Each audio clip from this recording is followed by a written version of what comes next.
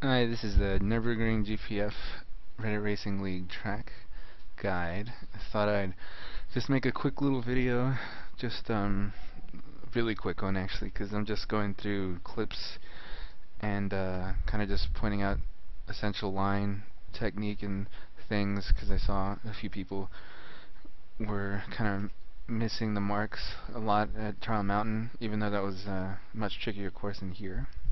I think it would still help tons for certain people in getting their lines right.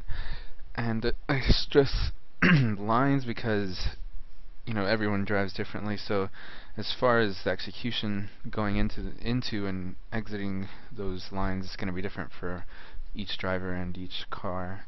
So I'm going to show you a few examples. In the first one, I'm just using the Supra on racing medium tires, so it's going to be faster.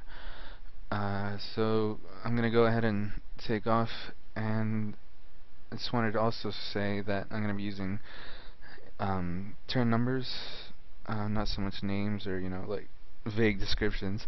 So I should be leaving a link to a good track map along with this post so you guys can follow along. But I'm gonna get it started. This is just from the very start. It's an out lap, so yeah, you're gonna see the warm up in the first lap, and I think I did 3 laps with every car. And so the first one up here, like I said already, is the Supra, and then after that I'm gonna be showing you guys laps in the NSX, because there's a lot of guys that are on that NSX love in this series for some reason. Wanted to first thing I wanted to say is that the track boundaries are pretty simple. You just keep inside the white lines, and you will get a penalty if you go outside of them. I have to be honest, I haven't actually done that myself, but I'm sure that you won't want to risk it, because there's certain parts in the track where you can cut really badly, especially like that Mercedes Arena area, turn number 3 through 4 and 5. The exit through there is really easy to go wide on and cut across that little oh, and I hit some dirt right there. That's a really easy part to hit dirt on. You always got to be careful going through the Schumacher S, turn number 9/10. Yeah, I was saying it's easy to run wide past the lines, because the track gets kind of cut up a little bit because it has different configurations. So you just got to mind that and stay inside the white lines, play it safe, and it really is the fastest way around the track as well, so there's no use in trying to cut. As soon as you go that wide, it's just like you're done. But yeah, use that 100-meter marker board over there pretty much every time you're going through the chicane there. That's turn 15 or 14, however you want to call it. Going through the last turn, using all of the track on the left, which is kind of risky because there's that sand right next to it. I would suggest stick closer to the pavement. But here you top out at 58 about, just start braking at right at those bumper strips. Take a close apex as you can, and then when you're going through here, you got to set it up a little wide so you can get as best run out as you can. Braking earlier than you would think, so you can get this really painfully slow. You have to be really patient through these apexes because they feel so slow, but it's the only way that you should do it. So you got a clean run through there. And see, I set at 158, and that was on another lap that I had messed up. So even though I'm slower here, it seems like I'm going to be slower than the 58. It won't be. But you saw the line through there, and don't worry, I'm going, I'm just picking off turns as I come and go through them, or as I can, because I'm going to be going through this 3 times, I think, in this lap. You can see where I messed up there. I gained so much time on the last time. Schumacher S, around 117 miles an hour. Set up on the right as much as you can, break at the 100-meter board. Don't get too hoppy over the curb there. I went way too far to the right on that one. Here's one of the trickiest corners, because see, I got kind of risky there. That's just the way I like to do that turn on the runoff curb over there, or back there. You can, as soon as you touch any sort of grass, you're just done. It's just one of those type of corners. 100-meter marker, like I said before, and then just run your car through there. and use the curbs. Curbs is still track, so even though there's white lines, you can use them and keep 2 tires on. And clean exit there, using a lot more of the track than well, to get the best possible exit you would use it, but you don't have to yourself. You can keep more conservative like I had said. So coming up, braking at the rumble strip start again here, going down to 50 miles, 40 miles an hour, I didn't even realize that. Using as much as I can on the left side, setting up a little toward the middle of the track here for this left turn, so I can swing nice and late onto that right side bumper. And again, going slow, letting off, you don't have to brake here, and then taking off again. Really tough combo every time, especially when you have worn tires, because it's just get super annoying. Here there's the faster line is definitely where those black marks are. There actually is a little bit more grip because of the way that they modeled the tracks. They wanted to have like a dynamic racing line, but simulation, so there's like a simulated rubber buildup there where that black is, so you should definitely use it to your advantage. Clipping on it on the apex definitely is better. So I'm gaining time at my last time. About 3/10 going through the S, nice and clean. 100 meters here. Don't use too much of that left curve, and then that's a good execution right there. Keeping 2 tires on the red, not going all the way over into the green. Same thing here. You can notice that I was a little shaky because you got to be reticent about taking that curve, because if in a racing situation, it's so easy to just hop a little bit too much and just take yourself out and spin. Going through the chicane, and what you could do there, and you'll see in other laps, is you can upshift to third and just keep the gas down instead of having to like be really fidgety in second. Because if you put too much power down after, you know, loosening up your suspension like that, hopping over the curb, you can just spin out so easily. So that was a 155.562, and I could have gone faster. I probably could have hit a 55.1 on that lap. So just gonna stop it there. And go back a little bit to show you where I lost time. As you can see on this first sector of that last lap, or I mean this, after I finished the second sector, I was up by 3, pretty much 4/10. Then I had taken this pretty well. There's nothing wrong with that. The Supra is actually a little more understeery, so it doesn't take that Schumacher S as fast as the other cars, but it's the top end speed that matters. So here I kind of messed up that turn right there. That's number, was it 12? Yeah, bit curve is 12. I kind of messed that up, and I think that's what. Well, it didn't actually. I don't know what I'm talking about. I was 5/10 up on this lap. I just messed up the chicane somehow. Yeah, way too slow through the chicane. You can attack it more than that. And that third gear thing I was talking about before, it will definitely help. And I see how I use the curve on the left. You might think that's weird. That's just one way of doing it. You don't necessarily have to. I just like to get as much use of the track as I can, because it just feels good. You can definitely be just as fast staying on the inside of it.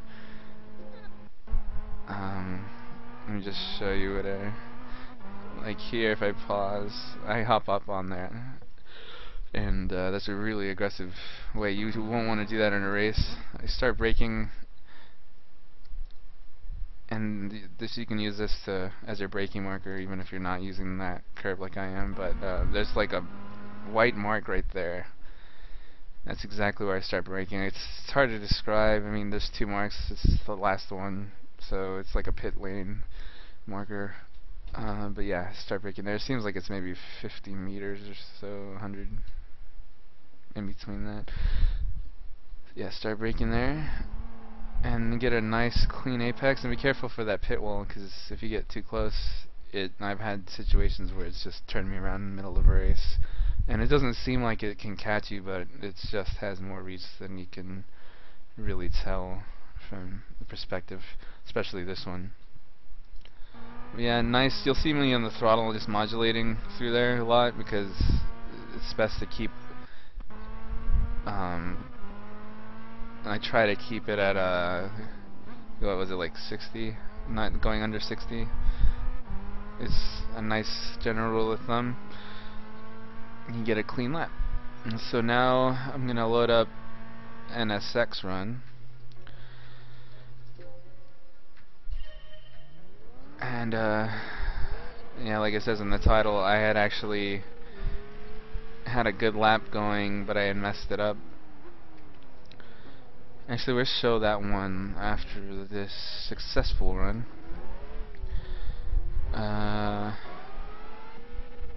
So I'm in the Arta NSX here. I'm going to be also posting the setup for both of these cars, so you can see it for yourselves. What type of LLSD settings I'm using, because those are very important. A lot more important than suspension settings these days after all these physics changes, and after I think it was 2.8 where they added the thing where it made offline physics the same as the online physics. That really changed things, and so now you get, it kind of throws the suspension work out the window.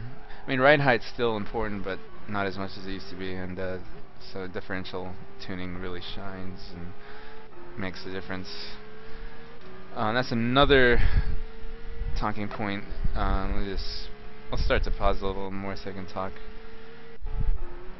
This curve right here, that's the forward curve. That's number 7.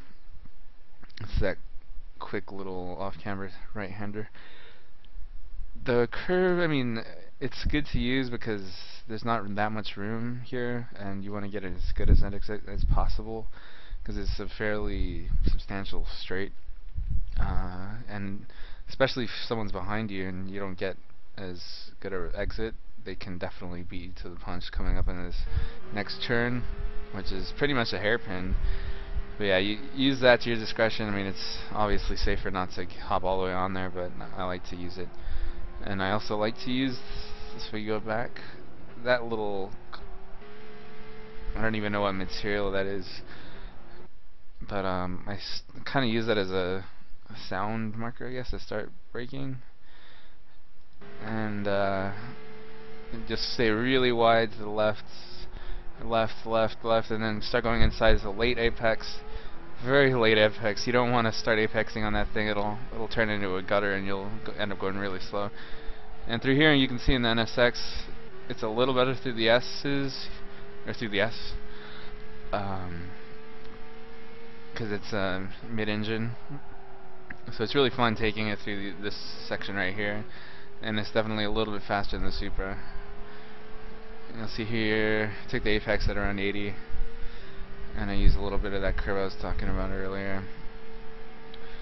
So coming up to turn 14, 15, still braking at that same point, 100-meter mark.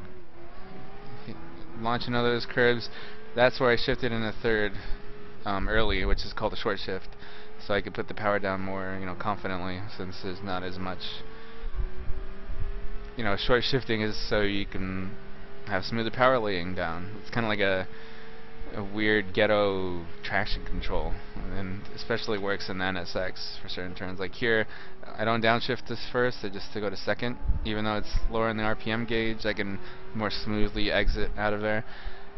And yep, turning in is really aggressively for this turn, not going past the rumble strip there on the right, holding in, letting off the throttle, keeping it around 60, then as soon as I'm clear of that right hand curbing, I just smash the throttle and take off. And see, I'm only 500ths off of the best time through that sector in my last lap in the Supra. Kind of messed that corner up a little bit too. I went too much to the left, which killed my exit speed just a tad. Coming in here, same execution as I did in the Supra. Well, obviously, I stabbed the throttle a lot more in the NSX mid corner. That's where I messed up right there. Yeah, see, if you, like I was trying to say, I stabbed the corner a lot more in the NSX to kind of get it to rotate. But here I did it a little too much, and what happened was I shifted in the third and I understeered. So it took me right into the edge, barely hit the sand there with my left tire, and that's all it takes. That stuff is like quicksand. It totally messes up. Like if you see the split time there is 3/10. I probably would have been up a tenth or two, but this took a huge bite out of that momentum. So it's something you really want to avoid. And like I said, it's much better to be conservative, not try to hop all over the curbs like I am. Stay on the inside of the, at the most maybe get both tires, at the edge of that red and white rumble strip and not all the way on the green crete. Going up to the Schumacher S, that's another little talking point. I like to use the curbing on the right. Again, just like the other things, the other curbs I was talking about, that's totally up to you. I find that it does give much better angle and going into the S, because that one's just so, like, hitting the apex on this is so important. Right there I pretty much hit it perfectly. And it wasn't exactly fast. I mean, I hit the angles, but it wasn't the fastest throttle pickup, because I was a little hesitant. Going through here, 80 miles an hour on the apex, using the curb. As long as it's a smooth exit, then you can comfortably run over that curving. We are 6/10 down now off of the Supra's time, braking at 100 meters, launching over the curve, 50, short shifting. Didn't short shift that time, but kind of gave up on the lap. But so I will do it on the next lap, I think, if I remember correctly. Okay, setting this up, crossing the line, good exit speed, so I got a nice charge on the front straight, braking at the same point a little bit later, but I broke nicely, broke, using a little bit of that curve on the left, which is optimal. You can do that. Didn't have the best line going through there, but it was acceptable, fast enough. And it's also defensive. That was like taking like a defensive line in a race situation, but you won't need to do it practicing, obviously. Pretty good execution through the Mercedes arena there, and I'm 2/10 up already. Keeping it in third through there. Just trying to hug the left side as much as I can, because it is cambered and it's almost banked. So you can definitely, if you toy around with that section back there, you can find a lot of time and be surprised. Okay, running in the second, stabbing that throttle, not doing the same mistake I did last time. Being a little bit more conservative, and I'm at 10th up. Using all that curbing on the right, perfect apex. Okay, throttle discipline. Keeping it in third, which I always recommend. Keeping it so you can get through there smoother. And get a clean run through the first 2 sectors, or 3 sectors. So still at 10th up. Now it's make it or break it time. Braking hard, going left. Hitting the curbs nicely, short shifting, there you go. See, as soon as I short shifted, you'll notice I just slammed the throttle. I went from 75 to bam, 100%, no problem. The car's not gonna get, let go on you if you short shift like that. Just keep hitting it a second through there. Slightly faster apex speed for sure, and you get your the time. It's pretty much 400ths faster, very similar. And I'll show you the wipeout. Here's a little important note. It's very important going through this upcoming section. This is turn 11 and 12. In the setup to turn 12, this is turn 11. The setup to turn 12, and after you had finished turn 11, you want to try to get over to the left as soon as you can. I mean, you don't want to brake and get over to the left to set up, but just as much as you can within reason. And so you'll see here, I set up a little bit too much, and especially in a mid-engine car, if you're throwing it around too much like this, because you notice I'm not straight when I brake, I'm kind of at an angle. I'm turning the wheel in to the right, and I'm braking pretty hard, and this turn is like banked, so it's all coming together into a wipeout pretty much, because I'm gonna hit this grass on the left with my rear left tire just barely enough, and it's gonna send me spinning around. And that's why you gotta be really careful there. And yeah, so now I'm gonna show you hard racing tire run in that same NSX. So this is after I had already had my warm-up outlap, and the biggest difference is definitely not so much in the straights, but in the corners, obviously. And you'll see here, gotta go really careful down to 40. Going through here, setting up a wide line. That's a good line, because the apex is really wobbly through going through there. It's not really a defined apex, so it's just getting as close to the left as you can. Going through here is a lot different than racing hards. You have to be much more patient, but it's worth it. I would say that's the most important part of the track, gaining time, at least by yourself. And through here, you gotta be a lot more slow with the throttle, picking it up.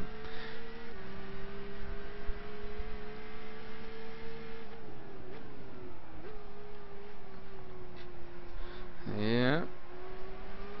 Slower, slower through turn 8. So you're maybe 2 seconds off. And yeah, you'll wanna max out at like 116 there, not 120 like on the mediums. There you can see the most obvious difference. Here you can still get close to 80, setting up here left 75 instead of 80 like it was on the mediums. I looked back there to check if I had put up any dirt. But you can still brake at the same point pretty much. 100 meters, going down to second gear, launching over the curves, short shifting to third, using a little bit of that flat curving before it gets into this really high one. Keeping in second, nice rotation, MR love. But not the best exit, because I kind of hesitated on picking up the throttle there and I shifted weird. Anyway, so you see the first hot lap was pretty much 3 seconds off. And here's the second one. Braking at the same point, using second gear instead of first, because you don't want that much rotation. You don't want to be bouncing off the limiter in this car. Keeping it in second, being patient, picking up the throttle, nice little rotation to get set up for this next turn. Braking straight, going to the left, 50 miles an hour, the lowest. There, I got a little too eager in my turn in there. The line for the middle of that complex you want to stay more to the left of. Third gear, going up. Turn 7. Just pay attention to the mid-corner speeds for sure. That's what you'll want to focus on trying to hit. And if you're in another car like the M3 GTR, like Nibsy or the HSV, the thing is you'll be able to hit faster mid-corner speeds, but you won't be able to go as fast on the straights. So it's a trade-off. M3 here, yeah. Turn 11, pretty nice. Turn 12, going a little faster than before. I'm only 1.6 seconds down now. Let's see how well I do the chicane. 50, short shift, pick up that power. Not too bad. Getting on the curve, start braking. Second. Yes. And so, yeah, 57.5. The general rule of thumb is they always be 2 seconds faster. So depending on the track. On a track like this length, which is what, like 5 kilometers, it'll be like a 2-second deficit. So yeah, now I'm gonna go back to the medium, and I just wanted to talk about braking points a little bit. So we're gonna skip ahead to the start of the second hot lap there. Oh, this is the wipeout, yeah. Okay. Oh, this is the wipeout. Let's go to this other one. Okay. Let's go to the start of the next one. Start of the second hot lap. Okay.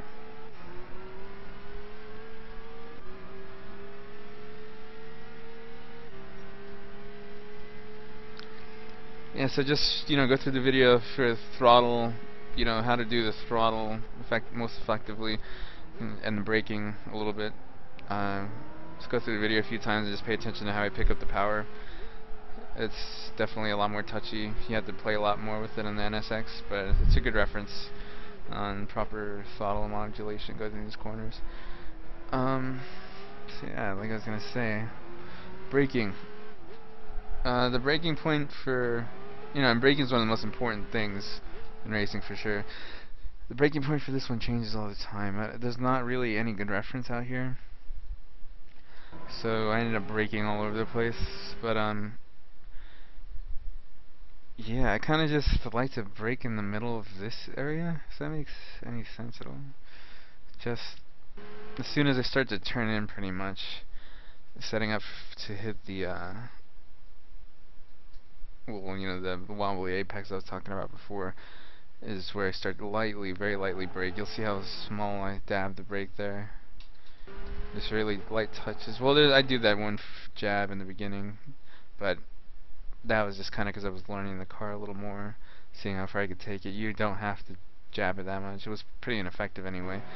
So if you just kind of keep it at 20% or so, just braking really lightly, that's all you need, and focus more on the exit. And then there, you'll see I start braking. I'm just rewinding it, sorry, it's annoying. As soon as that green crete, or whatever the hell it is, ends. So right at that point is where I start to brake straight, getting set up, getting down to 50 miles an hour so I can take that left-hander as close and tight as I can. Okay, staying to the left here. A lot of people make the mistake of braking here. Well, I can understand why, because it just seems like one of those complexes, but it's a lot better if you do the line right. You sacrifice the first turn line so you can have a better exit for the combination for this right-hand turn. So I just let off the throttle, just barely, and slowly pick up the speed. I kind of short shifted there too. And then here, classic braking marker pretty much anywhere. Those cones, they act as great telltale signs that you should be stopping. And yeah, get as close as you can to that right side as well. But it can get a little hairy sometimes. I've wiped out there a lot, just taking a little bit too much, getting a little closer to the edge, and ended up taking grass and flipping around and going into that sand trap over there.